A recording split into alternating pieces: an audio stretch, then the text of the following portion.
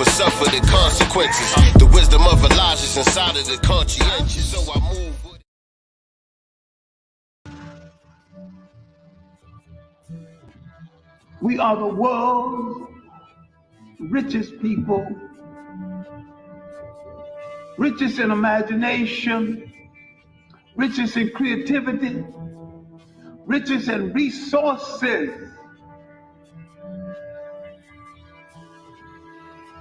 If we don't know who we are, then we will be whoever they say we are.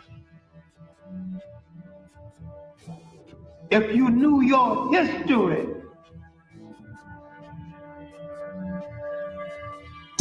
can you explain to the people what Egyptology is? There's no such thing as Europology, there's no such thing as Spanishology, there's no such thing as Americanology, but there's Egyptology. There's Egyptology because Egypt is the oldest documented civilization known to mankind. It's the oldest continuously existing civilization on the planet. Over 3,000 years of African exodus. if you knew your history, Now realize that folk have a vested interest in making sure that we never know the truth of who we are. And if we don't know who we are, then we will be whoever they say we are.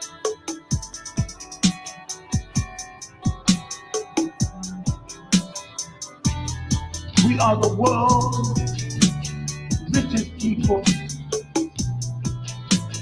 richest in imagination, richest in creativity, richest in resources. We have the first nation state in history.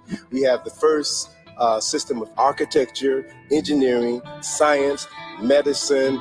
Everything that makes a civilization great began in Egypt. And oh, by the way, Egypt is in Africa. Don't let the white folk fool you and think that it's somewhere in the Middle East. That's a lie that American reporter made up in the early 20th century.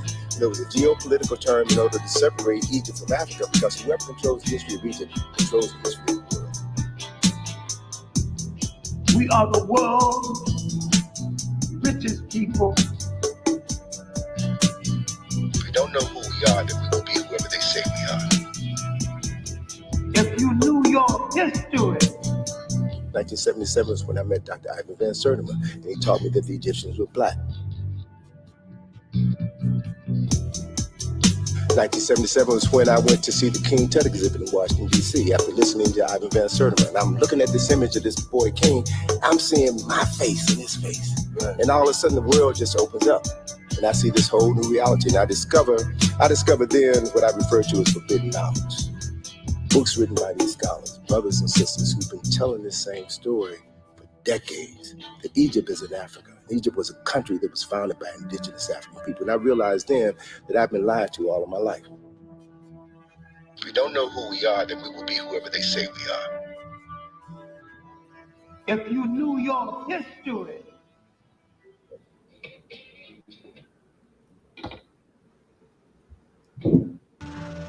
Peace, peace, peace. Peace, peace, family. Welcome to another episode of Sincere Love, the Godcast. I am the God, Sincere Love, here with my co-host, Nicely Girl in the building. What's going on, beloved? Hey, what's going on, everybody? Peace, blessings, and reparations, y'all. There's no sound.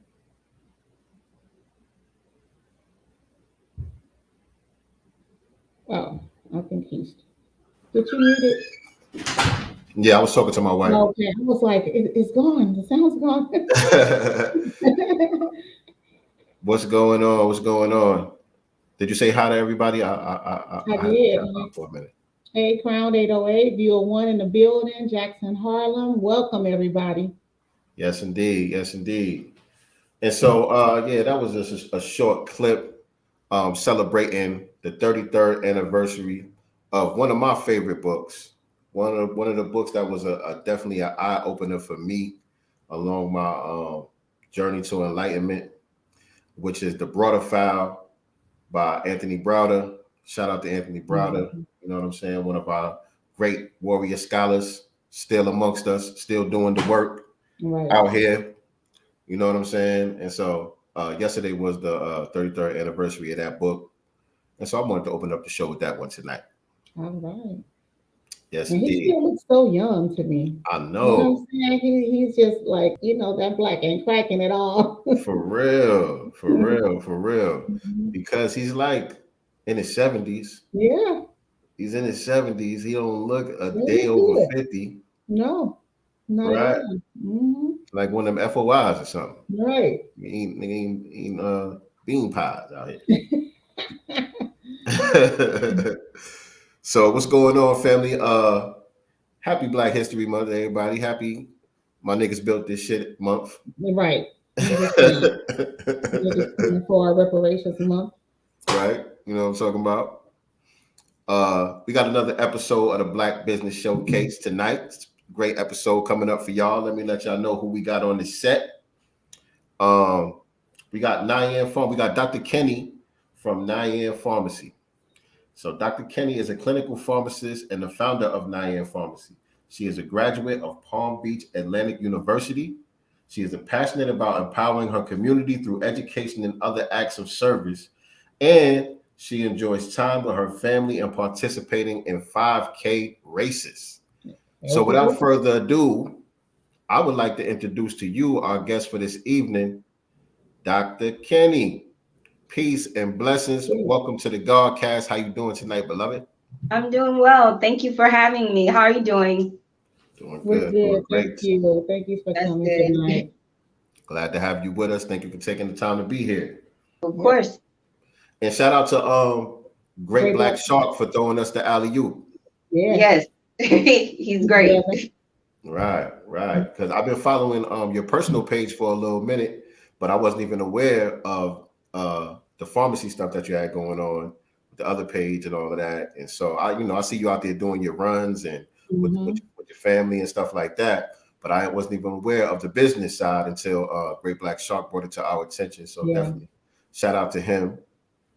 Yes, he kind of gave me the big push. He's like, you know what? You need to do a little bit more and be more active, which is good. So yeah, we all need one of those in our life. Exactly. Yeah. We all need somebody like that in our life, help us get things going, because we all have our own unique talents and gifts and something special that we can add to the cipher. And sometimes we just be sitting on it. You know what I'm saying? Not really thinking much of ourselves, not really thinking much of those gifts, and just kind of, using it for whatever we use it for, the people that's close to us and around us. But it's so much bigger than just us. It's so much bigger than ourselves. So we need other people that can recognize that gift, recognize that talent or whatever it is, and say, yo, what you doing, man? You need to, let people know what you got going on. And you know what I'm saying? Especially now with the social media and all that stuff, it's, so many pathways to express yourself. Exactly. Right. So glad to have you with us.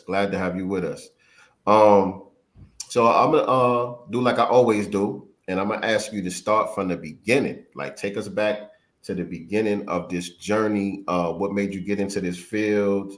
And take us through it. All right. Well, in high school, I was always drawn to chemistry, always drawn to math, and I wanted to find a career path where those two things kind of intersected.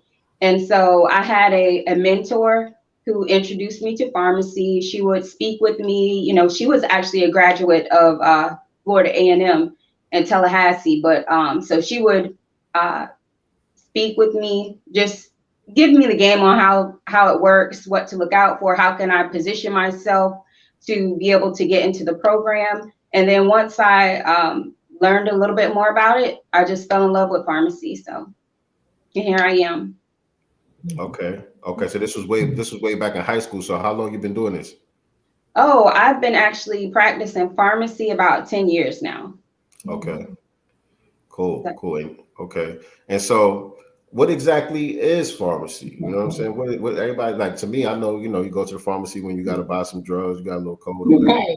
go to CVS, you know what I'm saying? But I know there's more to it, right? You know what I'm saying? Yes, So, exactly. Yeah, pharmacy is actually very broad. There's different aspects of pharmacy. You have compounding, which is where you get basically the active ingredient, the main thing that you would make medications with. you mix them and, make different preparations. So you have that aspect of chemistry. That aspect of pharmacy. You have how it relates to insurance, those kind of things. But I guess the basic how you can relate to pharmacy is how we're using medications to treat different conditions or diseases. So I guess that's to summarize it. Yeah. Okay. But there are different aspects of it. So. Okay. Well, we can talk about some of the different aspects. You know Okay. We got time. Okay, great. and we here to learn as well. So you know what I'm saying?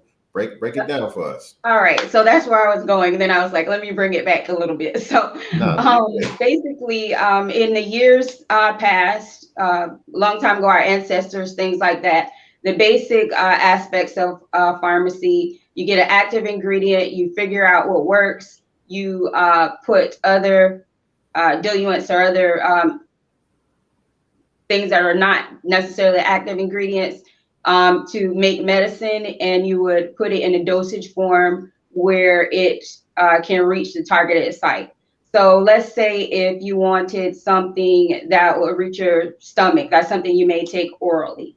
Let's say if you would want something that would reach, systemically, then you could take that oral, or you could take that by a IV injection. So that's how it relates to compounding. That's one of the things that I'm going to be interested in also. And when I say compound, I'm referring to mixing or making things out of raw materials with active ingredients.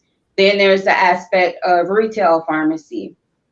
And that's like a CVS, Walgreens, like the major Target, those kind of things. And those medications, they pretty much already come prepared, like from a manufacturer. So like, let's say like Tylenol, like something over the counter, right? Mm-hmm. Those already come prepared from a manufacturer. And what a retailer does, then they would sell them. They would, break it down in a smaller, like 30-day or however, many day supply. And then they would sell them. Those things are already made, which is different than what a compounding pharmacy does, right? Then you have the aspect of pharmacy that works with prior authorizations, right? These are pharmacists who may look at your prior authorization. Let's say you have an insurance plan and your plan doesn't cover certain medication, right? So prior authorization pharmacists would look at the your insurance plan formulary is a list of all the medications that are covered underneath that plan, right? Okay. So that pharmacist will look at what's covered on the formulary and determine if you meet certain qualifications to receive that medication. So when someone goes to the retail pharmacy and the pharmacist says, this medication is not covered, that's when someone would call the health plan. Then that would go to the pharmacist, and then they would make the determination if that's going to be covered or not, right? Gotcha. So that's one aspect. Then you have people that work in the hospital. So that's, that's another form of pharmacy in itself. You have just a wide variety of, so sometimes when you say pharmacy, people, and you say maybe you work at home or you don't necessarily work with patients or you don't work in a retail setting, people are like, how does that work if you don't interact with patients? So. Yeah, I'm people. I'm people. But yeah, it's a wide variety of settings. You have people who are nuclear pharmacists who may work with cancer medications. You have people who are veterinary pharmacists. That's also compounding, but they work more specifically for animals. So just, So the area that you say you specialize in is compounding? Compounding and retail. That's the area that I'm going to, when my pharmacy opens, that's what I'm going to be focusing on, and specialty. So retail, retail, specialty, and compounding. And all of these areas I have experience. So Good. That's dope. So you're in the process of opening your own pharmacy locally. What city are you in? I'm in Tampa, Florida. Tampa, Florida. Oh yeah, I did read that. Yeah. Man, how long do you got to go to school for this? Right. 6 years, about 2 years of undergrad, and maybe 4 years or so, depending on how quickly you matriculate through the program. So about 6 years. Sometimes it may take a little longer, maybe a little shorter. So you are our first doctor on the Yes. program. Oh, Yep. really? Our first medical professional. Period. You haven't had anybody from your industry on yet. Right. So Okay, well, I'm sure I'll be the first of many. yeah. You breaking the virginity over here. Right. Okay. Oh, okay. I love it. Proud of that. I love it. We had we have people from all different industries so far, but yeah, you're the first from the medical field. And this is interesting to me because I was not aware of all these different aspects that you're talking about so far. You know what I mean? And so now with the compounding thing, you're actually making the medicine? Yes. Developing it, basically. Yes, like you have different, kind of like, let's say, kind of similar to baking a cake. Like, the ingredients that you want to go into a cake. So, and let's say, what is the main drug that I want? Then I would just kind of build everything around that drug. Like, what can I put with this medication that will reach the targeted site that I want the medication to go, that's not going to interact with the medication, and that's safe? I think I used to have a job like this. I'm sorry, I didn't hear what you said. I was saying, like, so when you're compounding and you're developing these different medications for whatever, targeted reason, do you have to put those through trials like other medications have to go through certain trials, or is there a way to get past the trial phase depending on what it is? Well, with compounding, you don't necessarily, some of the recipes will have formulas that are already set. And then in some instances, you may actually need to create a preparation. For example, I'll just give you a quick example here. Let's say someone has a cat, right? And the cat has let's see, and they need to make the cat take medication, right? But the only thing that is available is to give the cat the medicine in a dropper, right? So to, put it in a dropper, syringe, and, put it in their mouth. So cats don't typically like things like that, right? So a compounder will say, okay, well, you kind of solve problems. That's what you're going to do. How do you get the medication in there?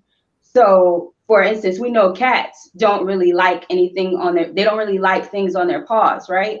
So we may put the medication in a preparation where it will actually stick to the cat's paw. So they're not able to wipe it off, and they're just going to try and lick the medication, and they'll keep licking it until they are able to get all the medication in their, wherever it needs to go.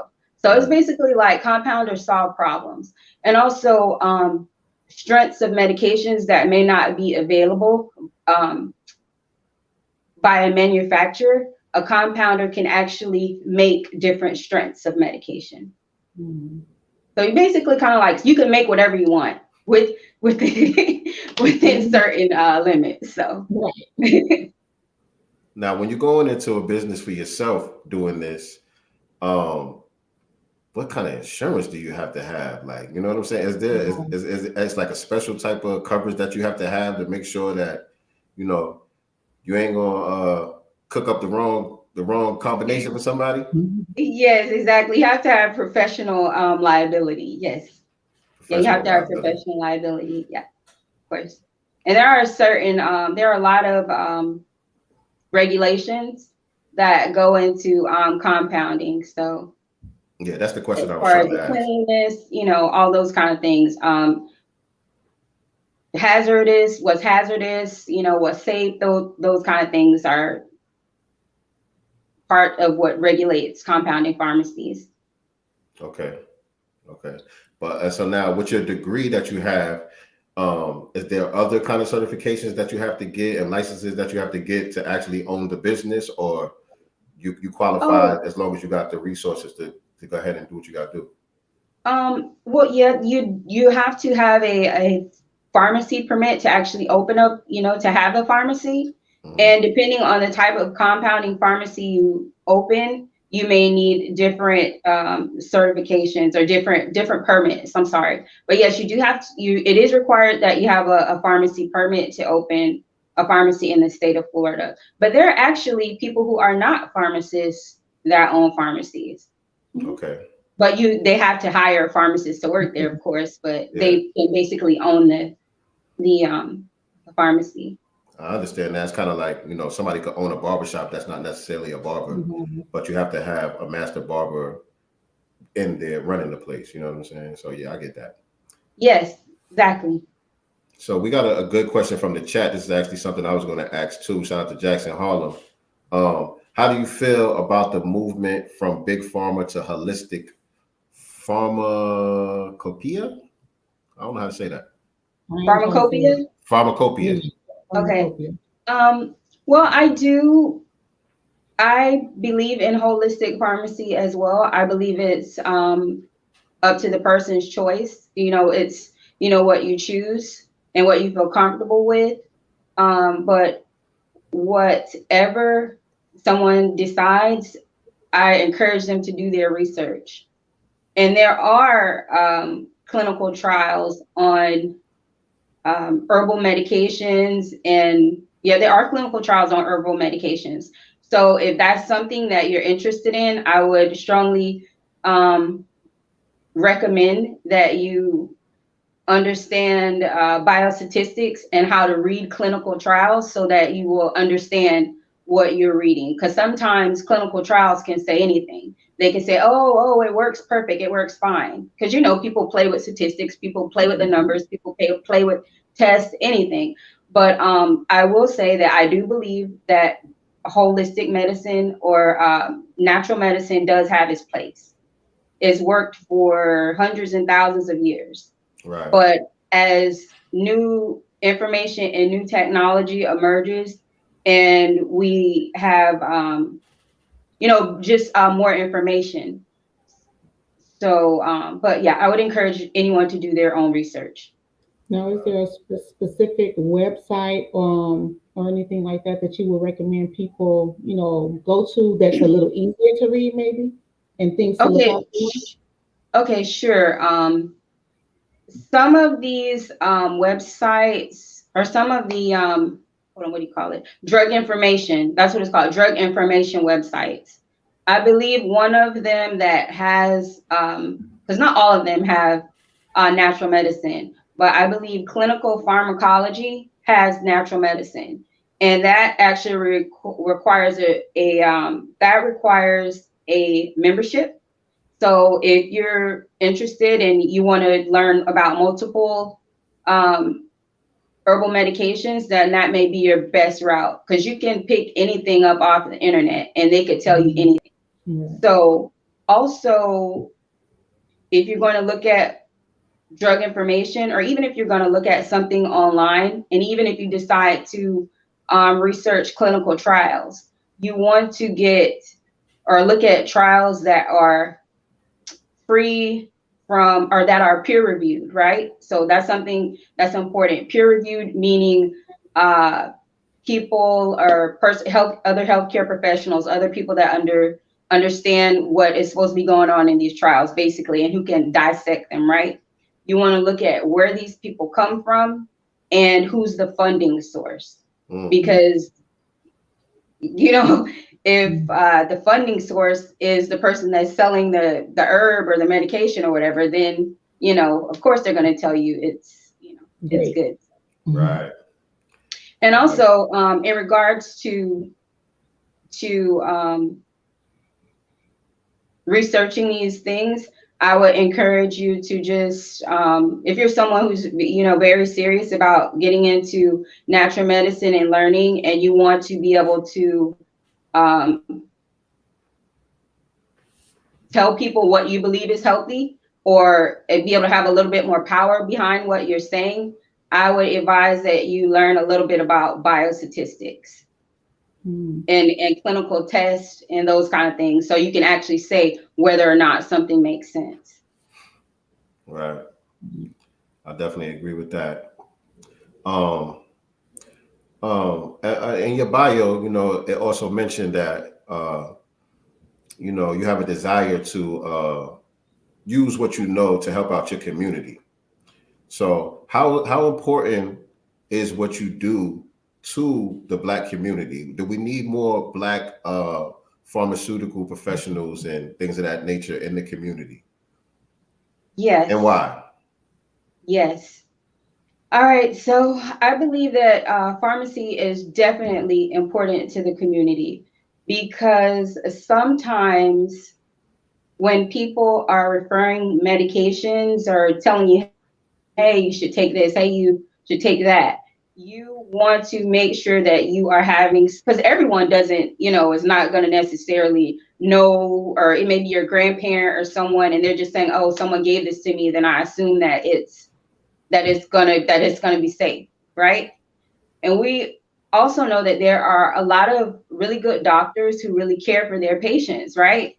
But then also some things that we've learned in COVID and, I'm sorry, the pandemic You got it. and throughout the pandemic and just in the healthcare system in general, we do know that there are a lot of people that are in high positions that are always not looking out for our benefit, right? So, and just the benefit of the community in general. They're, just looking to make a profit or, so it is important to have people that actually care and who are really going to just take the time out to explain what's going on. So that is important. And also, pharmacy is something that of course, we're going to try and do preventative, things that are preventative. And that's something that I'm really big into, trying to catch problems before they happen. But people are always going to need drugs. So I think I saw this quote earlier today, whatever, and I'm just going to summarize it, but I think it was Dr. Claude Anderson who said it. If we're using something, then we need to be the person selling it to us, right? So if we're going to be doing that, those are dollars that we can recycle back into our community and do something good with it if we're going to be using it anyway. Yes. That's a big piece right there. That was a good answer.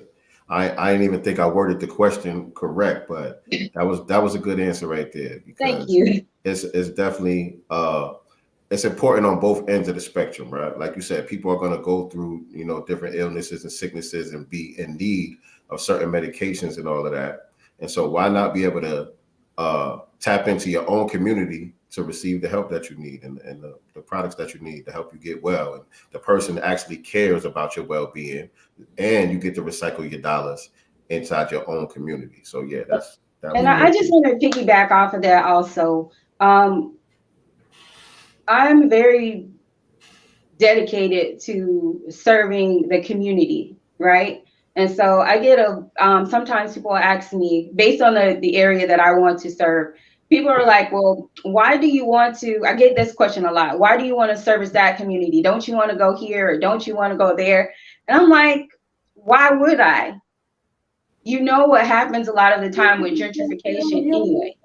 That's one thing, right? Mm-hmm. So, and also our community needs it. Why should people from our community have to go to somewhere else to get high quality care? Well, you are one of our great natural resources, and so that's always been one of the aims of the enemy, is to extract our resources from our community. And so they like to take our best and our brightest and utilize them to benefit their community and make you feel, kind of not ostracized, but kind of isolate you from your community and make you feel like you're a special one. You know what I'm saying? So you're disconnected from your community, and you don't use your gifts and your talents to be able to help out the people who need it the most. You know what I'm saying? I understand that, and I know that our community is special, and that's why I want to, stay within our community. So, thank you for that, man. Thank you for that, because a lot of people, they go to these universities and they get their education, and they do feel like they're better than the rest of us. You know what I'm saying? and they kind of see themselves as being something special because they get around white folks and all that. And I mean, this is the Black Business Showcase. It's about to get into the Sunday show. You know what I'm saying? But that's what it is. You know what I'm saying? A lot of the time. So I just wanted to just say, we appreciate you for that mindset. Of course. Thank you. And I would say this, just on the tail portion of what you just said, when people think that they're better than this person or that person, I believe that everyone, like you mentioned earlier, everyone has their particular gifts, right? So I just, try and be a little bit more disciplined at what the gift that I have so that I can use it to help my community. So, and I think if everyone, really focused on the gifts that we individually have, then we could do a lot. So it's not that, anyone's better than this person or that person. The gift that one person has may, make more money so that they could empower the community in one way. And a gift that someone else has, they may be able to just whatever, like as far as teach the community certain things as teachers. So we just all have to just use the gifts that we have. You come together. Exactly. Well said. I have a question. So there was a situation, it was a while ago for my mom. Now my mom has high blood pressure, which a lot of Black people do. So she was just having a situation where she was just kind of, having lightheaded situations or whatever. She couldn't go to her primary physician. So she was like, I want to go to urgent care. Go to urgent care. The doctor is just like, oh, your medicine needs to be changed. That's what it is. It's just your medicine.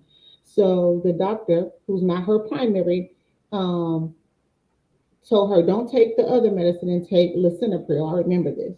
So she takes that or whatever, but the problem is still occurring or whatever. So when she finally gets to her doctor, maybe like a week later, she was able to see her primary physician, kind of go over the thing. And the doctor said, why did this person or that doctor prescribe you lisinopril? That doesn't work for African Americans. I remember like it was yesterday. That one doesn't work as well specifically for African Americans. That's how the doctor said it. And I thought that was weird because I was like, well, why wouldn't that doctor know that? And so about this specific drug? You know what I'm saying? Yes, I understand. And I would say that sometimes, I guess, based on the level of experience, and sometimes, based on the level of experience of the doctor and based on their knowledge base, maybe that's something that they may not have known, unfortunately. That's kind of why they call it the practice of medicine, because a lot of people are still, practicing. It's something you never really perfect, unfortunately, but that is true. And I can't speak directly to your mother's medication, but what I can say is that based on certain clinical trials, they do sometimes different medications work better or worse in certain demographics. Right. Yeah, I'll put this one up too because that kind of goes along with that story and question that she just asked. How differently do medicines function for Black people versus others, and how could we help meds work better for us? Okay. All right. So how can certain medications work differently? Okay. Trying to think of the best way to kind of, okay, well, I'll just go ahead and say it. You have different enzymes or different ways that your body breaks down medications, right? And sometimes African Americans, Black people, or it even may differ from Black Americans versus people who are in Africa. It can still differ, even though we're all Black. It can still differ based on where you are, your genes, all those kind of things. So let's say you take a medication, right?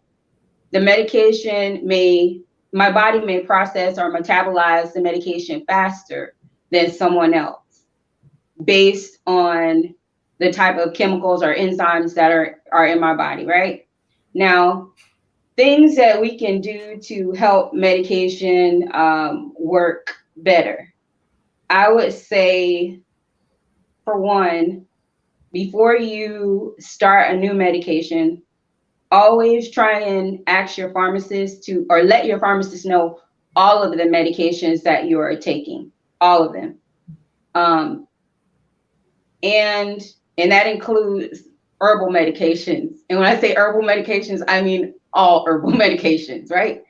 So that you can check for drug interactions. So we definitely want to make sure that we don't have anything that's going to negatively affect us, right?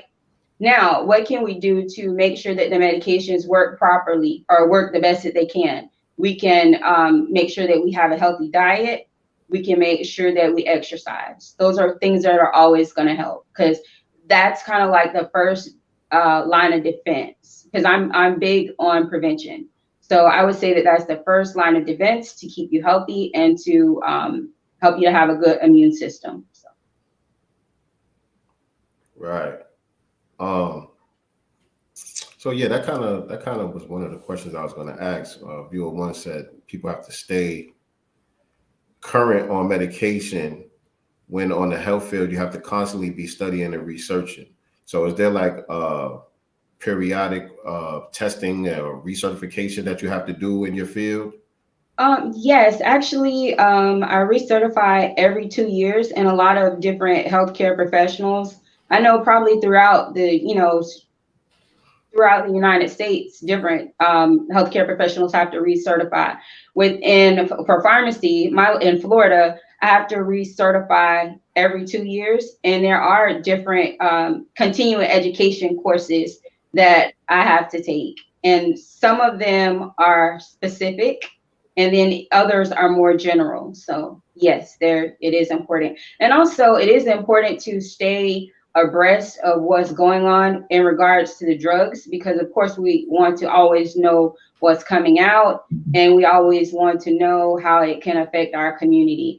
So let's say, for example, there's a commercial that comes out on the news, and you may have a lot of patients saying, hey, my doctor told me to get this. This drug looks great. My neighbor's on this drug. What do you think about it? I think I want it because this person is taking and they're saying it's working great. Okay, what's great for the other person may not necessarily be great for you.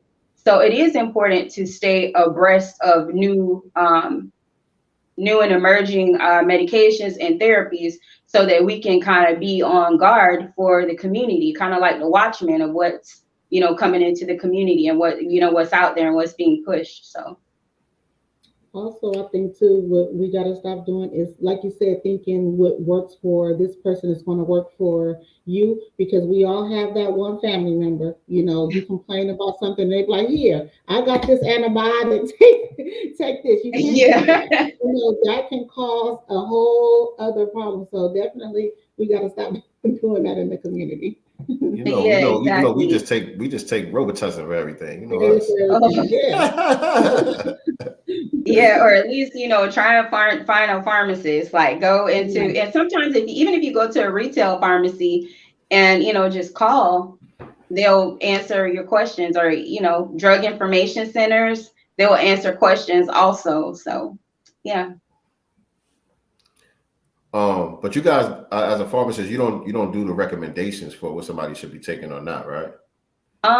Yes, I do. Sometimes if I see a patient's profile and they're missing a medication that I think, that's usually that's something that usually patients with this condition would be taking based on clinical guidelines, then I will ask the question, why is why are you not on this medication?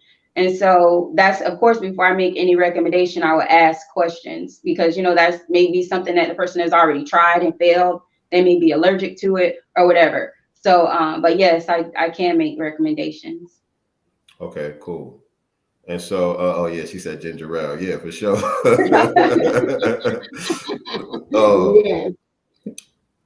She says, how does your diet affect medications, and what are your thoughts on the Black community leaning more towards a plant-based diet? I think plant-based diet is, well, when I say plant-based, well, yeah, I think plant-based diet is healthy if you do it right. Make sure that you get all of the necessary nutrients. That's something that I can't make that recommendation to anyone specifically because for, just for legal reasons. But yeah, I think a plant-based diet is, a healthy diet. So yes. And the part about how the medications interact, what is it? Like, can your medications interact based No, off your diet? Like, it Oh has yeah. your medications can interact based on your diet. I'm sorry, I missed that part of your question. Yeah, certain drugs can interact with the food that you eat. So that is very important. Like for certain medications, patients can't have grapefruit juice. Certain medications that you are taking, people can't smoke. It may cause the medication to come out of your body or be metabolized for your body to eliminate the medication faster. And that may be something that you actually need. So you're not getting the full amount of medication based on what you eat or what you drink certain times. So yes, what your diet can definitely affect your medication. And that's something that your medication pamphlets will usually have when you purchase them from the pharmacy. That information will usually be there, telling you what you can and can't eat, if you shouldn't smoke, those kind of things, if the medication should be stored in the refrigerator. So it is important to look at those literature that comes along with the medication, at least for the very first time. That's good stuff. And you guys are asking some good questions in the chat tonight, by the way. Does Dr. Kennie offer consultations on medicine prescribed by a doctor? So if somebody's not sure about the prescription that they receive, can they come to you and get your opinion on that? Yes, that's something that I can do that. However, that is something that we would have to, kind of like set up. I don't really take just like random DMs about that kind of stuff because I would have to gather information about, what are you allergic to? What is your, what kind of medical conditions you have? What have you tried in the past? Like all those kind of things would be information I have to gather. And that's something that, you will have to release some kind of confidentiality and HIPAA and those kind of things. We get into that kind of stuff. And that's not really something you want running, across the internet. But yes, I definitely can do consultations. So will Nyan Pharmacy also offer cannabis as a form of healing or medication once it is open? Not at this time. I'm not against cannabis, but I can say not at this time. Okay. Well, not initially. Yeah, I can definitely say that. Yes. Okay. What's the status as far as that in Florida? I'm not exactly sure. I haven't been following it as closely as I, to be able to give a very informed decision, to give you very accurate information about that. So I don't really want to speak on that. So, but my position on that is, if it's necessary for you and it works for you, then, that's up to the individual, and it's legal and you're doing it the legal way, then, that's up to an individual. So. Yes, indeed. And Jackson, I can't read these big words, man. Jackson be trying to play. I'll put this on the screen. How do you feel about silo? How you say that? I don't know how to say that. I can't see it. I'm sorry. Psilocybin and other medical mushrooms. Oh, so shrooms. How you feel about shrooms as a treatment modality / business opportunity for the Black community? Now, I heard about psychologists or psychiatrists recommended shrooms and using shrooms for certain kind of mental health treatments and stuff like that. But we'll get the take from the clinical pharmacist. Okay, in regards to shrooms and marijuana and those kind of things that are usually not the traditional herbs or medications. I'm not saying that they aren't effective and they don't work, but as for what my standpoint on it is, I would say whatever works for the person and whatever is legal. So do your own research. Yeah. Do your own research, and you might want to holler at a shaman or something. You know what I'm saying? To guide you through that process with the shrooms. I be hearing a lot of interesting things about people taking shrooms, man. But yeah, I've heard of people taking trips like yeah, really. So I will leave that there. yeah, DMT and all of that stuff. Like, Yeah. sounds interesting, but it's hard pass. It's a hard pass. Hard pass for me too. Yeah. You know what I'm saying? And so you mentioned earlier that you're really into preventative measures as far as exercise and diet and all that. And like I said, I see you on your personal page. I feel like you're doing a marathon every other day. So I try to do 5K every weekend, so that's my goal. But it's 5K every weekend. Yes, my goal is to have 30 finisher medals by the end of 2022. Talk to us about that. We don't know what you're talking about. What's a finisher medal? When did you start running? Like, give us that whole journey into that space for us. Oh, okay. Well, yeah, I've been running for a while, for years, but and I would always just run around the neighborhood or whatever. So, and I had a friend that was like, well, you're always doing these runs. Maybe you should just do a 5K and, just participate with a group of people. Cause I like to run by myself, and then I started, just getting involved with the 5K races, and I really enjoy it. So yeah. So, and plus, the finisher medals are not given to people who finish the race the fastest. They're just given to people who finish the race. So Yes. How long does it take to do a 5K? What's your average?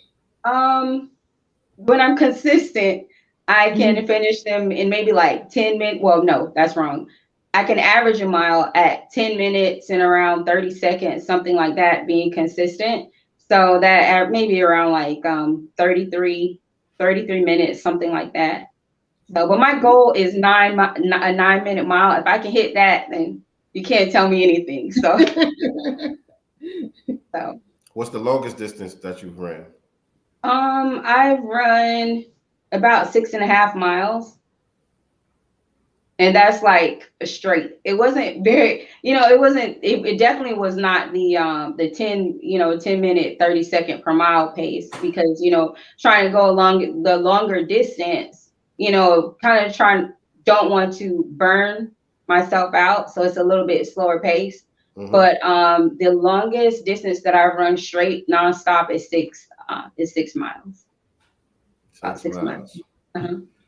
Are you allowed to power walk, or do you have to run? Well, I like to run, and I see some people, like I've seen some. Well, it's more of a jog. Let me not say a run. It's more of a jog. So, but I don't like to stop. Even if I'm like running slowly, then I just don't like to stop. And I'll see other people, they'll run and then they will walk, and I'm like, and they're still at the same speed as that I'm going. So I'm like, I must not be running very fast at all if they're walking and running and they're still at the same speed that I'm going. But that's the important, and that is a different method in, learning to run longer distances or whatever. That is a method that people use. But the important, or one of the lessons that I learned in running with groups of people is learning to run your own race. And despite people maybe whipping past you, you gotta, focus like, okay, this is how fast I can go. This is what I can do. I need to stay here. Yeah. So, right. And it kind of trains you to just focus. And for me, running is more of a meditation. I'm able to, it just may sound different to some people, but that's how I get my downloads, through running. So I get clarity through it. So I enjoy it. Yeah, I was actually going to ask you that. How therapeutic is it for you? Because, go ahead. Yeah, no, I love it, especially early morning runs, because I look at it as like if I'm able to start running in the daytime, it's a win. No matter what happens, I know I already won something. Uh, so so you start the day winning. So that's a good way. That's a good way to look at it. I'm gonna take that one with me. So yeah. what I'm gonna take that one with me. preparation do you have to have when preparing for a 5K or any of those races? Is there, a big preparation routine that you have, or do you just, it's Saturday, I'm going? Um, I would definitely say, are you saying for me or just you saying in general? For yourself. Oh, okay. I try and prepare myself mentally, and I always try and stretch. I always make sure I try and get a good stretch and get hydrate the night before. So that's important. And I try and have my playlist or what I want to listen to before I get out there. So those are the, kind of things. And That's when the yeah, so that's the ritual. Go ahead. I want to cut you off. yeah, so I mean, so that's pretty much it. Just stretch and, get out there and get it. And get out there. What's in the playlist? How about that? What's on Oh, the what's in my playlist? The song that I usually start off with is I like Waka Flocka, No Hands. That's one, and I go hard in the paint, and other ones, but those are the ones that like you have to be careful because I'm like, hold up, you can't really run that fast. You're getting a little too turned up. So, but yeah, that's like the two songs that I usually start with. But just that kind of music. So Yeah, no doubt, no doubt. Yeah, man. It's been a long time for me, but I mean, I do get on the treadmill a couple of times a week in the morning. You know what I'm saying? I do like a mile and a half on the treadmill. But for me nowadays, it's easier to do that on a treadmill than if I try to do that like outside of the pavement. You know what I'm saying? I don't know. I don't know about that. I don't know about that. It got to be just like a perfect day for me, and then my mood and everything got to be there for me to even attempt that. But get on the treadmill, I don't know. I just feel like it's a little bit smoother. yeah, Not as okay. challenging for me. But back in the days, I was in like a boot camp kind of thing, and we used to have to run every morning. You know what I'm saying? We do two miles every morning, and we had a couple of different challenges where we had to run like all day long and stuff like that. But that's been years since I've even tried something like that. But I can relate to the mental clarity that you're talking about and the downloads that you get. You know what I'm saying, when being out there, especially when we was in the camp, because it's like military style. So when we're running, we singing songs, we singing cadences and all of that at the same time too. You know what I'm saying? To kind of keep everybody in step and your breath control and all that. And so after you get used to it, you kind of fall in love with it. Of course, yes, exactly. I can't do a 1K. You said can't? I bet you could. I bet you could. That's just you just get out there and start. You just get out there and start, and because I've actually noticed on the times when I don't feel like going and I push myself and I say, you know what, I may not necessarily feel like it today, but I know this is what I need to do. And so on those days when I get out there, sometimes those are the fastest times that I've had, and or maybe you get through the first like 5 minutes and then you're like, or first 5 minutes or so, and then you're on autopilot, like, okay, I got it now. I can keep going. Or if I can make it to that point, then I I made it to that point. Let me just make it to the next point, and like that. So yeah. Do you have a specific why that keeps you going on a regular basis, like a reason that you do what you do? As far as just overall, like, what I'm saying? It could be like, like for me, what I'm saying? I try to get in the gym as much as possible now because I had like a scare where the doctor told me I was pre-diabetic. So that became my why to try to control my weight and, try to keep exercising and stuff like that. So I'm just wondering if there's a specific why for you, or is it just, a pastime? Okay, yes, it is actually. I believe that in order to do the things that I'm here to do, that I need to be the best version of myself that I can be.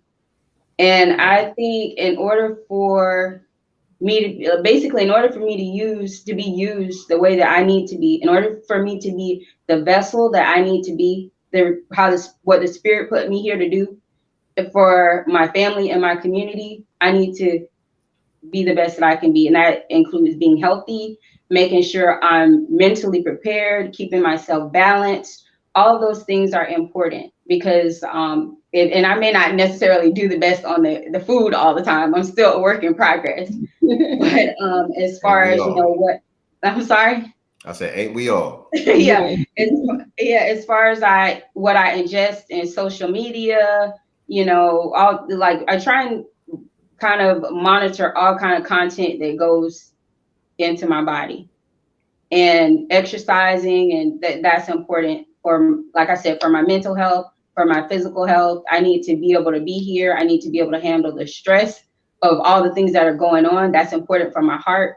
Running and exercising helps you to be able to do that. So I need to be able to hear. I need to be able to be here and be effective as long as the Creator put me here to do a job. So love that answer.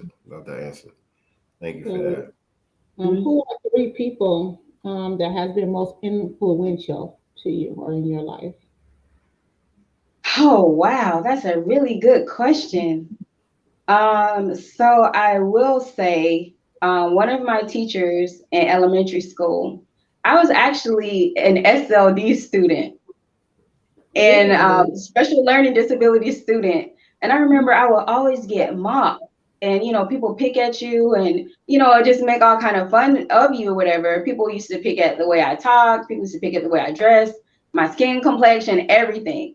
And I had one teacher who saw something in me, and she's like, why? And you do know how systematic racism can affect the educational system as well, right? Right. And so one of my teachers saw something in me, and she was like, you know what? This girl does not need to be in no SLD classes.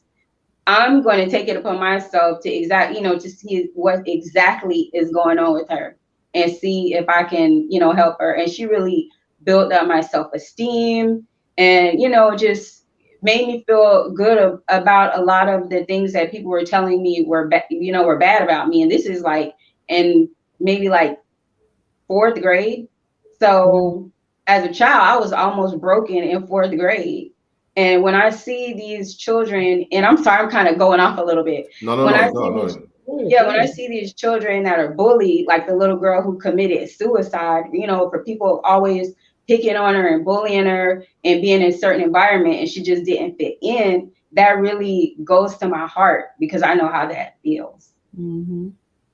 And sometimes it's not necessarily coming from the children, because I experienced that a while ago with my son, elementary school time, and he was getting sent home all the time. And it was actually another teacher that was in the classroom next to him.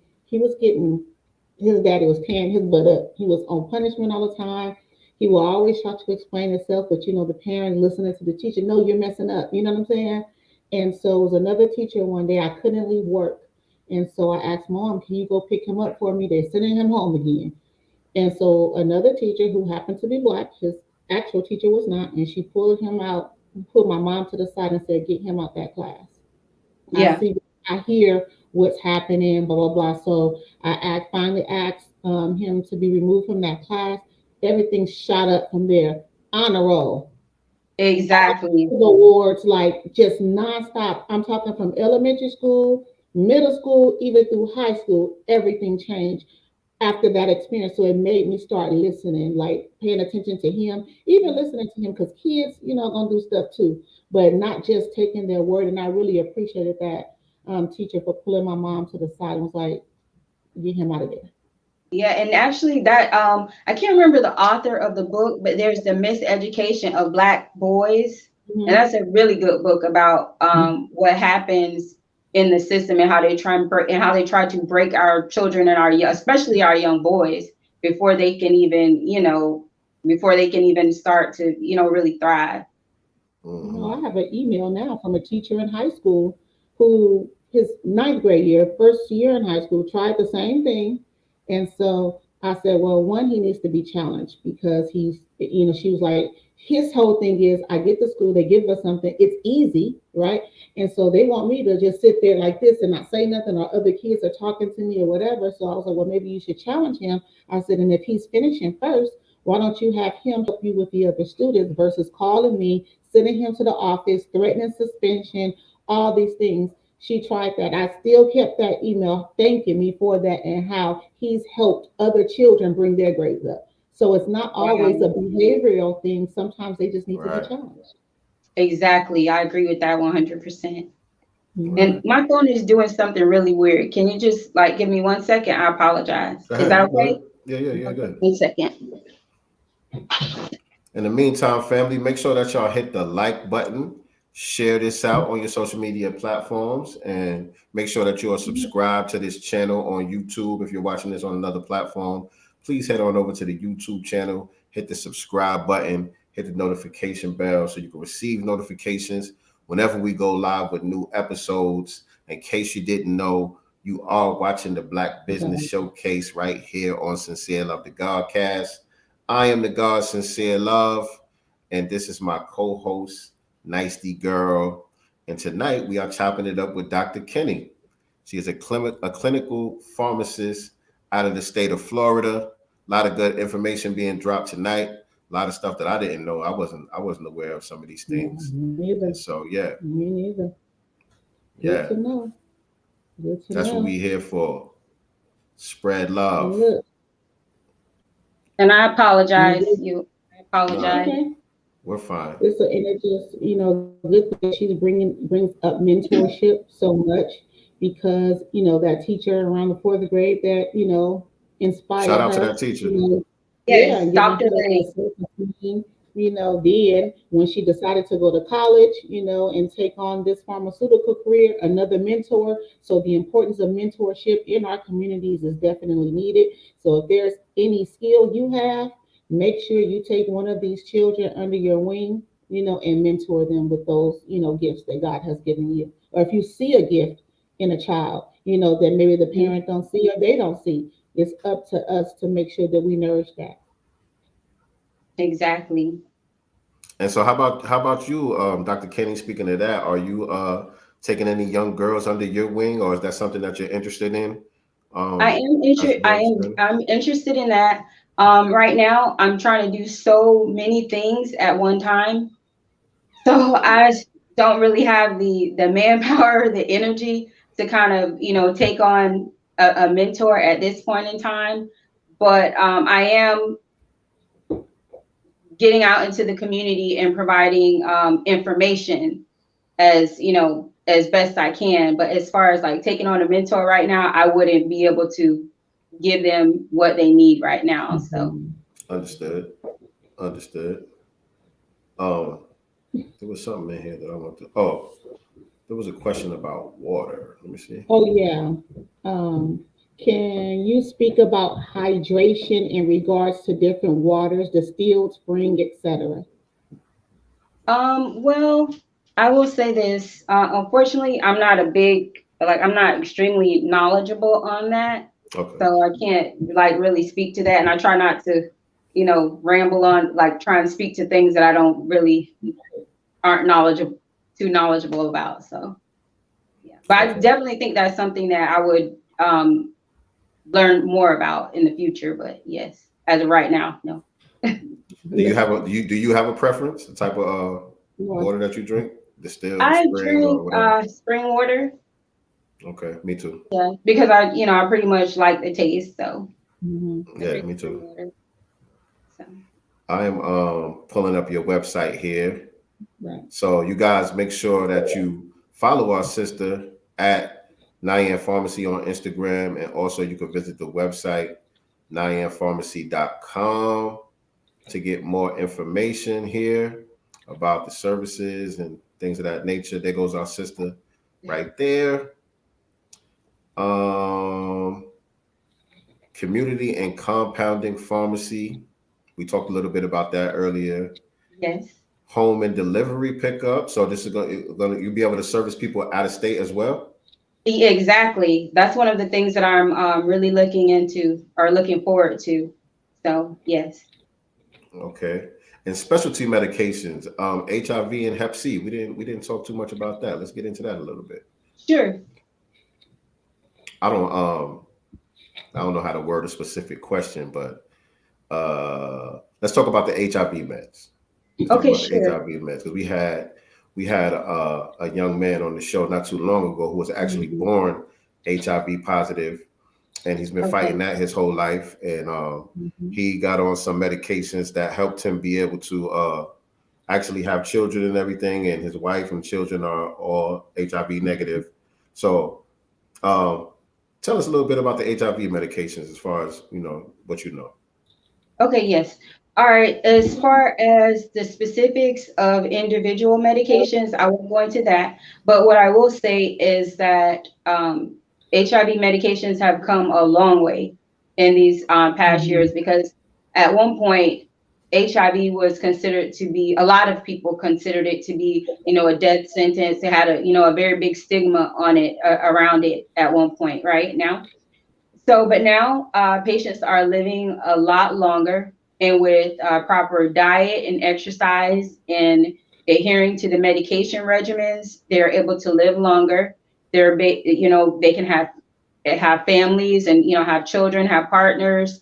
But the important thing with these medications is that they are adherent to the medication, because what happens is the medications will suppress the viral load, the amount of virus that's, in their body, right? And once the viral load is suppressed to a certain level, it makes it less likely, or decreases the likelihood that they'll be able to transmit the virus to someone else. Right. So these patients or people who are on HIV medications, they are, and their viral load is suppressed. Many of them are able to, have children. So, without infecting their partner. So, right. And a lot of times the partners will be taking HIV PrEP, which is medication that will decrease the risk of you, or decrease the likelihood of you contracting HIV from a partner who is HIV positive. And a lot of times, that was a thing. Yeah, and a lot of times these patients who are HIV positive and the partner may be HIV negative, right? So the partner that does have HIV, they will take their HIV medication, and the partner who is HIV negative will take the PrEP medication. So that's one way to do it also. And if there are any times when the viral load is not as low as it needs to be, or is not suppressed to the level where it will not be transmitted, the virus will not be transmitted, it's very important to still use some form of protection. Well, use a condom, basically, so you don't transmit it, right? Also, there was another point that I wanted to make. Oh, because I would see this often. Patients who are taking PrEP and they know that their partner is HIV positive, and they run out of PrEP, they're not able to get any on hand immediately. They will still try and have, intercourse, or, those kind of sexual activities with their partner, and, putting themselves at risk. If you don't have the medication, just use a condom, right? And I know sometimes that's easier said than done, but, it could be it's your health, right? Mm-hmm. And there was another point that I wanted to make about that. And also, if you have a high-risk lifestyle and PrEP may be an option, speak with your healthcare provider about speak with your healthcare provider to determine if PrEP or medication to prevent HIV is an option for you. And a lot of times people think, oh, this person doesn't look like they have HIV, or this person is weight. Because I know a lot of time young women may get with older men. And when I say older, I mean much older. And the men may think, I'm not going to get, HIV or whatever, or I'm not going to contract it, or this man can't spread it to me, he's older. HIV is actually very high in the elderly community.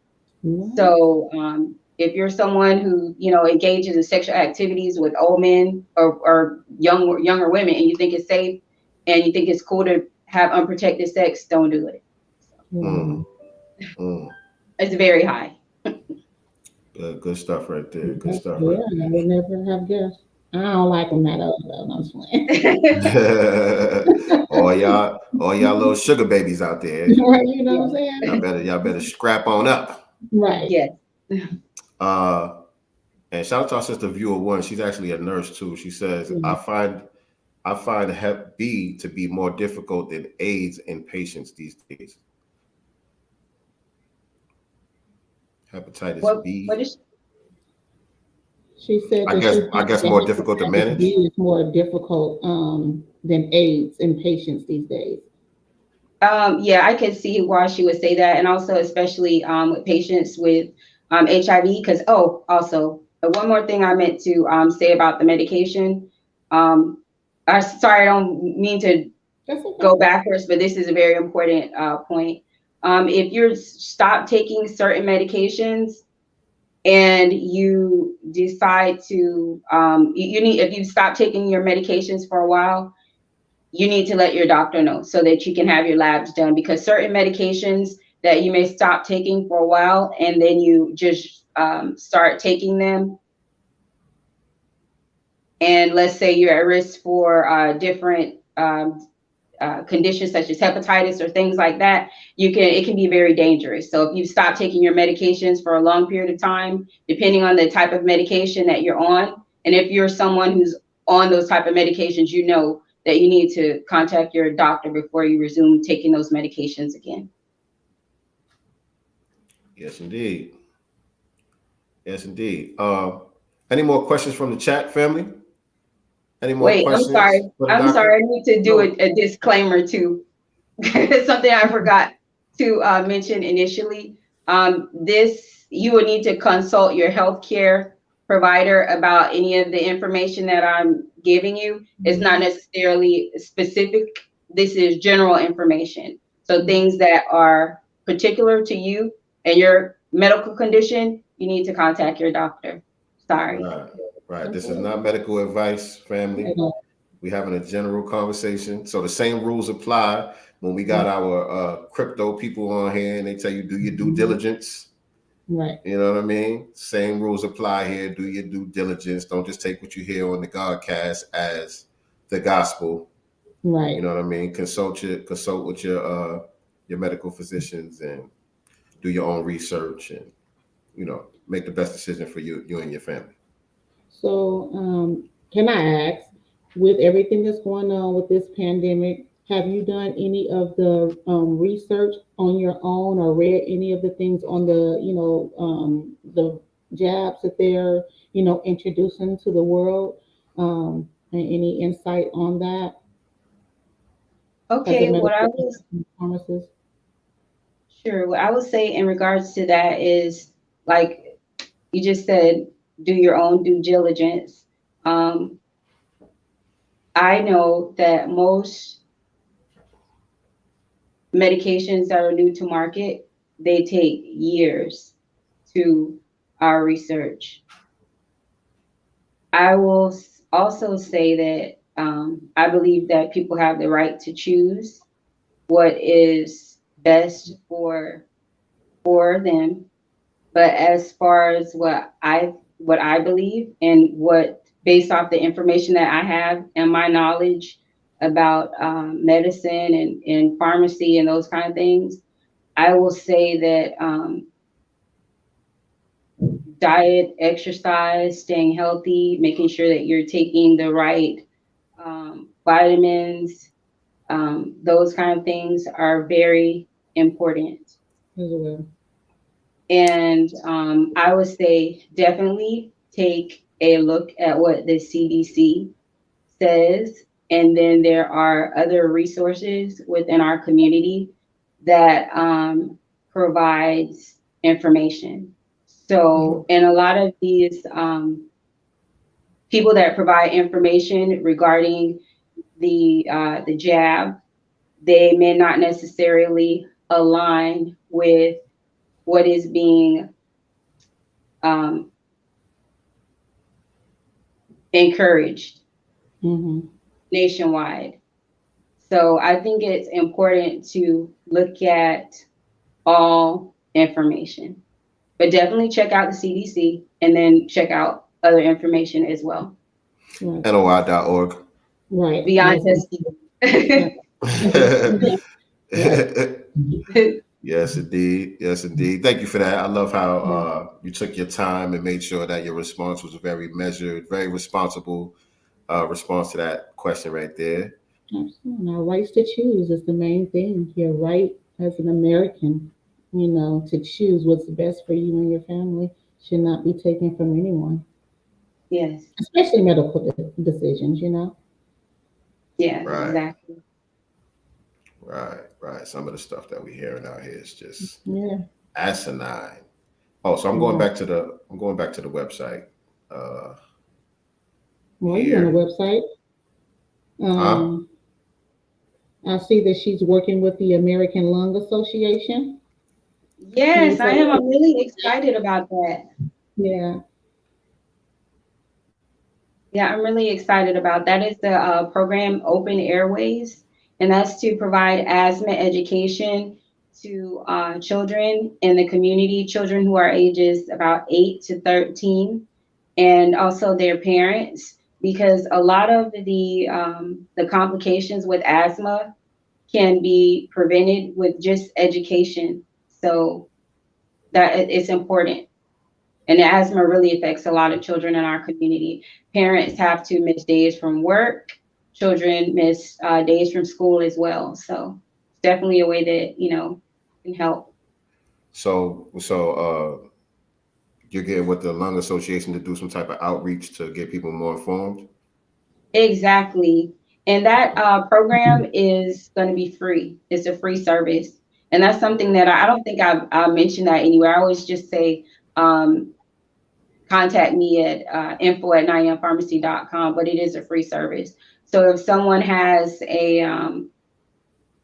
church, it doesn't have to necessarily be schools. I know the program says open airways for schools, but if you have a church, a YMCA, just some children in your neighborhood, I'm there to provide this service, and it's free. And also it can be done virtually as well. Within the state of Florida, I'm able to travel. Sometimes if I'm able to coordinate that time, I would definitely be willing to travel to provide that information. But it can be done virtually also. Yeah, my son had it too. I say had. He only struggles with it like if he has a cold, but he had to have his tonsils and adenoids out before he was even 3 years old. Oh, wow. That's how bad it was. He had tubes in his ears for 5 years because he would get chronic ear infections and stuff like that. And I was at the emergency, that mom, all the time with him. He kept me busy. He was on steroids for the longest time, very young. And so they did surgery. It did change. He had sleep apnea at 2 years old, you guys. Like, it's bad. Yeah, that's a lot. I went through a lot with him. Yeah, What you say? he snored like a bear at 2 years old. The breathing part, was really bad. So yeah, they took his adenoids and his tonsils out before he was 3 years old.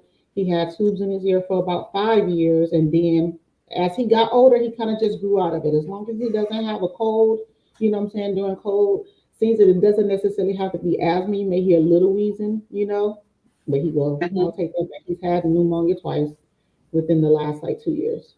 So. Wow, that's a lot. Yeah. Well, okay, oh, and I do.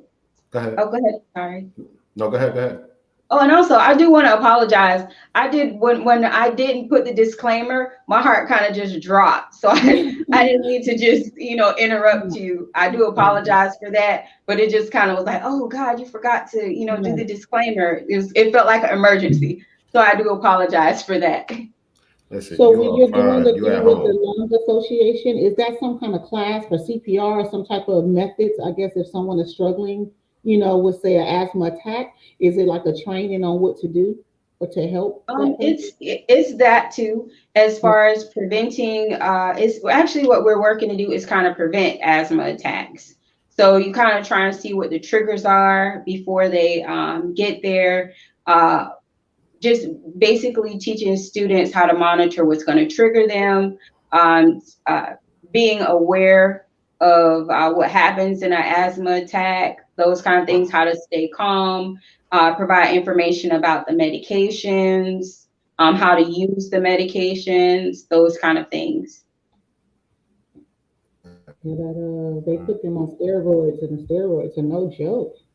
Yeah, sometimes it's sometimes children can have different effects, to steroids, but sometimes, they're warranted. So it Mhm, can depend on how severe the asthma is. mhm.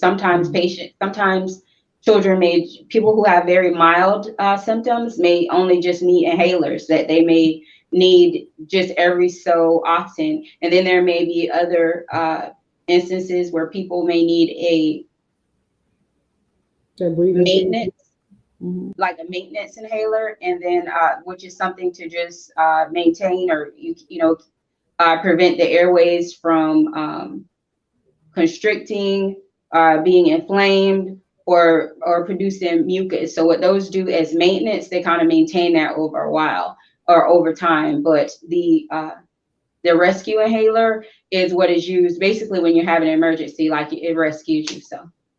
Got it.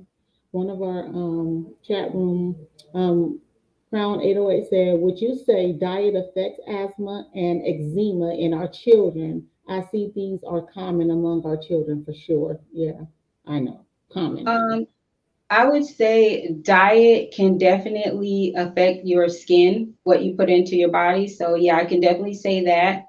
And also different foods, not really so much that I've seen that really affects asthma. But I'm not going to say that it couldn't, but I haven't really seen any information where, saying that food really affects asthma. Sorry about that, guys. My signal dropped over here. That's right. And what can parents do for preventative measures for asthma and eczema? Okay, as far as asthma, there is something called a peak flow meter, right? And what a peak flow meter, and now I'm kind of going into the asthma education a little bit now. So, what the peak flow meter does is it measures your lungs' ability to exhale or to blow, and that kind of tests your lung function.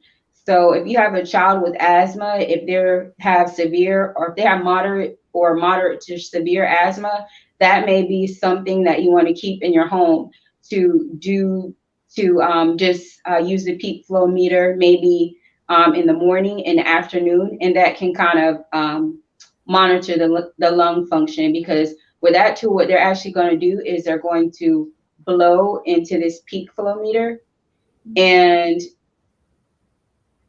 when they exhale, the air that is coming from their lungs will actually move uh, will actually give a measurement for how strong the child is able to exhale. And if you notice that there's a marked difference, or there's a 50% difference, or I'm sorry.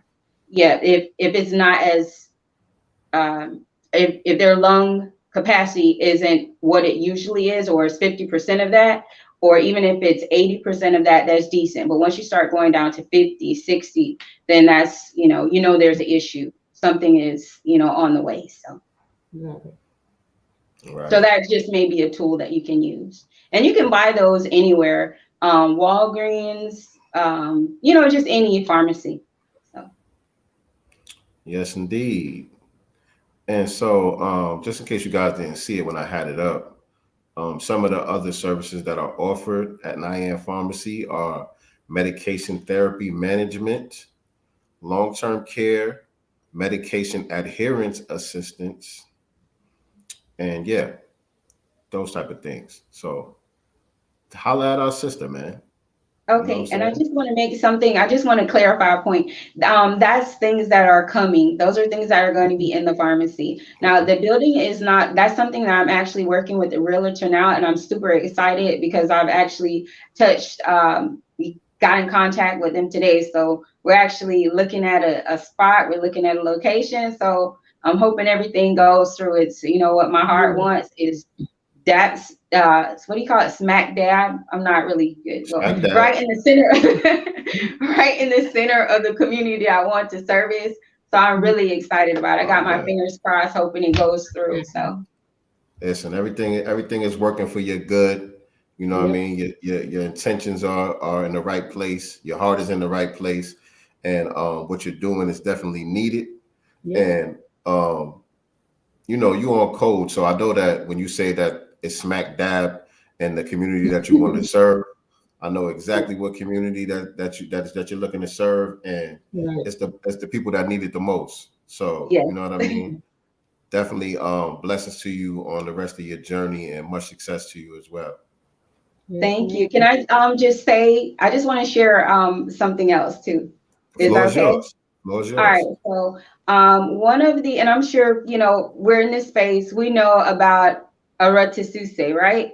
The foundational Black American holiday that Tariq Nasheed has, the founder of, that we're going to be celebrating on, December the 24th, right?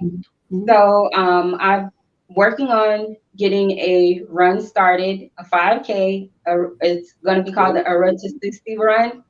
And I'm really excited about that. And I'm looking to find a organization to raise this money for us that specifically helps children in our community who are in foster care, that advocates for these children.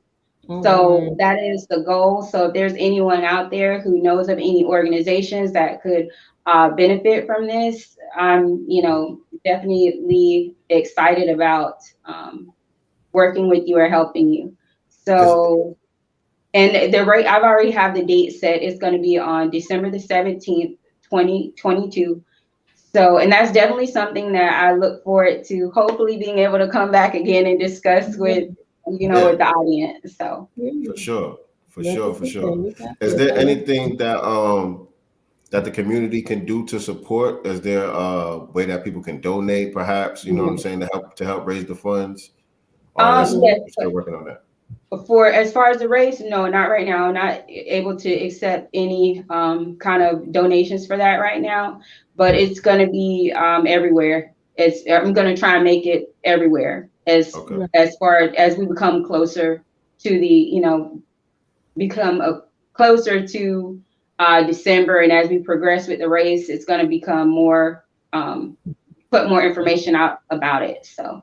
Okay, so for those looking for sponsors now, though, right? So I guess we can maybe look for future sponsors for the event.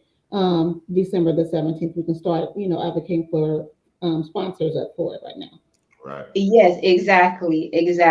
I want to find the organization that I want to help before I try and, ask for sponsors, because I want people to be able to see that it's going to this organization. It's not coming to me. The proceeds are going to them. So I think that's very important, and to, add credibility behind what I'm, trying to do. Because like I said, one of the big things for me is to help the community. And these, children from our community who are in foster care, we see what's going on, and not necessarily just foster care, but that are, in the system.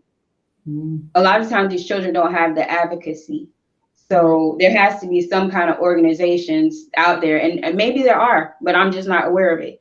But if there aren't too many of them, we need to create one that's grassroots, that's going to be solid, and that's really going to serve these children and do what we can, all we can, to help them, because they deserve to be protected and cared for just like everyone else. They just happen to be in this situation. That's not their fault. They deserve the same love and protection as everyone else.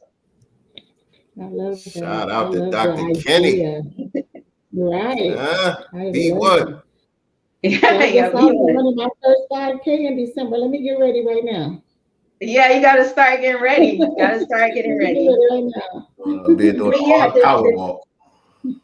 exactly, power walk. The thing that's important also that would really help right now is just the follows on Instagram and Instagram, well, not necessarily Twitter, but on the Nyan Pharmacy page, because those are actually things that, banks actually look at that kind of stuff. So, which is, you would think it doesn't really go a long way, but they look at that stuff as far as your mailing list, as far as how many people you're able to reach. So that kind of thing really does play a big part. People may think it's small, but in the what do you call it? The big scheme of things. Yeah, the big scheme of things of what I'm trying to do for the community is really going to make a big difference. And for the services that I'm trying to provide and what I want to give to the community, I think a follow and a like is, not that much to ask in the grand scheme of things. So Make sure y'all follow her Grand at scheme of things, Nyan Pharmacy on IG, y'all. Yes, indeed. Y'all see it right there on the screen at Nyan Pharmacy, and nyanpharmacy.com is the website. Yeah, so we already got some people saying I would love to participate in the run. Also follow both of the pages Yeah, on I Code love Doctors. it. I love it. I'm so excited about that. we're excited too. I love the idea Yeah, behind because I it. look at this and I'm doing all these runs, supporting all of these, other organizations, which are worthwhile organizations. But I'm like, if I can run for anyone, I can run for our kids too. Hello. And when Tariq Nasheed mentioned the holiday, I was like, you know what? I've been wanting to, to create something, and this would be perfect for our kids. So, so I'm really excited about it. Yeah, it's actually a great idea. It's a great example of taking your talents and your passions of what you already do and finding a space to forward a cause that you truly believe in. You know what I'm saying? And it's a good way to spread the awareness about it too, right? This is something brand new, like you said. For those that are not exactly sure what we're talking about, that might be watching this on a replay or whatever. Areta Suse is the upcoming holiday that we're going to be celebrating this year, February 24th, talking about us, meaning Foundational Black Americans. It's going to be a holiday celebration that is for us, by us. And one of the key components to this holiday is you're to gift somebody or multiple people a book that is going to help them increase their knowledge and awareness about who we are as a people. You know what I'm saying? And so when she's talking about doing this run and this fundraiser,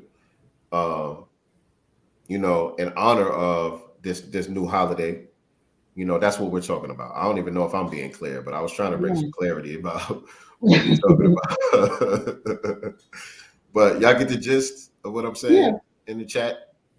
It'd also be a good idea at the run. People can bring books at that time and do exchanges there at the race, or give a book to the organization along with the donation. So we can obviously build on that and build on what she has thought on, and everybody contribute in every way that we can by running and donating, of course. Spreading the word. Great. Areta Suse comes from the language that was created by Foundational Black Americans during chattel slavery, called the Tut language, and it means arise. That's what the word means, arise, in the Tut language. Who's our Tut people? And let me tell y'all, I can't speak it worth nothing. A little bit, but I can read and write. I recognize a little bit of it on paper. I haven't really had nobody to try to sharpen the sword with, you know what I'm saying? But I could recognize some of it when I'm reading it and be able to dissect what's being said. My nephew and I, on our family text, we refuse to text in English. We only text in Tut. That's a good idea. So it's to force the other family to learn, you know what I'm saying, which they don't. What are you guys talking about? Learn. We're trying to help you guys. If you want to learn, we'll teach you. But so he and I are the only ones that text in Tut. That's a good idea, though. That's a good way to learn it. And it's 18 of us in the family text. Wow. All right, family. We're getting ready to wrap this one up. We got a couple of final questions for you before we let you go. Yeah, sure. All right, so I would like to know, our viewers would like to know, what does freedom mean to Dr. Kennie? Freedom means the ability to do what you want to do or what you need to do, what's important to you with your time. And being able to have the ability to choose your own choices. I don't know if that makes sense. Makes sense to me. The ability to be able to empower your community with, be able to empower your community without being restricted by outside forces. Freedom, family. And so this is the part where I get to put you on the spot. Oh, wow. Okay. Nervous laugh. Welcome to the Summer Jam screen. Okay. And now you have the microphone, and the entire Black community can hear what it is that you have to say. And so what parting words would you like to leave us with tonight before we get out of here? All right. So I would say that anywhere that you go and everything that you learn, always use your gifts, just everything that you have to help yourself, to help your family, and to help your community. Nice one. Nice one. Nice one. You was ready for that one. Yeah. You was ready for that one. Nervous for no reason, see? Man. All right, family. So this has been another great episode of the Black Business Showcase. Thank you, Dr. Kennie. I'm about to steal your lines. Go ahead. I'm gonna let you say it because I'm about to steal your lines. Me? Oh, I get to go first. Oh. Yeah. Well, thank you again, Dr. Kennie, for tapping in with us and letting us all in your Black business. There you go. Everyone, tune in tomorrow as we have Mr. King Kong in the building, same time, same place. We appreciate you guys for tuning in tonight. And again, sis, we appreciate you. We will continue to support you on the 5K. Right.